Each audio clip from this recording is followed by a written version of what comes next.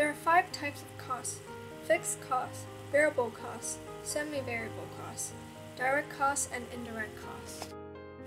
Fixed costs are the type of cost of production that does not change no matter what the output is, as no direct relationship and is independent to the output.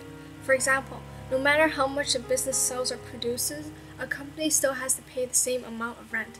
A fixed cost can change, but it happens independently of the level of output. This graph is an example of a fixed cost.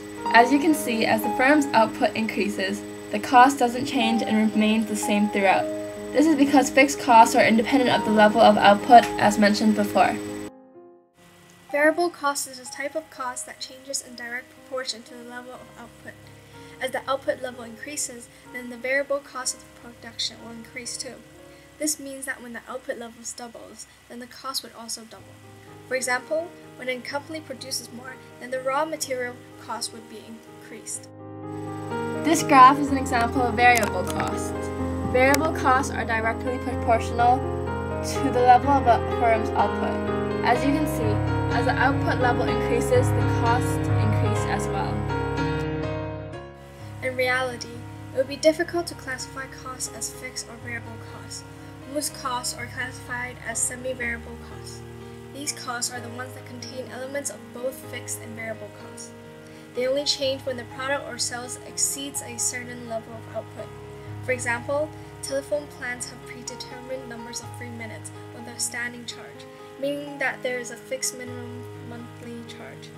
If the user exceeds the quota of the free minutes, then the telephone bill will become a variable. This graph is an example of the total cost. The slope of the graph does not start at 0 due to the fixed cost. Fixed costs must exist regardless of the firm's output. Thus, it is never 0. The slope then increases because variable costs are put into play. As the output increases, the costs increase as well. If the level of output decreases, the costs will decrease, thus a negative slope. Similarly to variable costs, direct cost changes with the level of output, but it is specifically for a particular project or product. Examples of this would be the consultancy fees, postage, photocopying costs, mortgages, fees, and bank charges. Indirect costs are also known as facilities and administrative costs or overheads, or the costs that are not clearly related to the level of output of any single product. It is not linked with the level of production or sales of a product.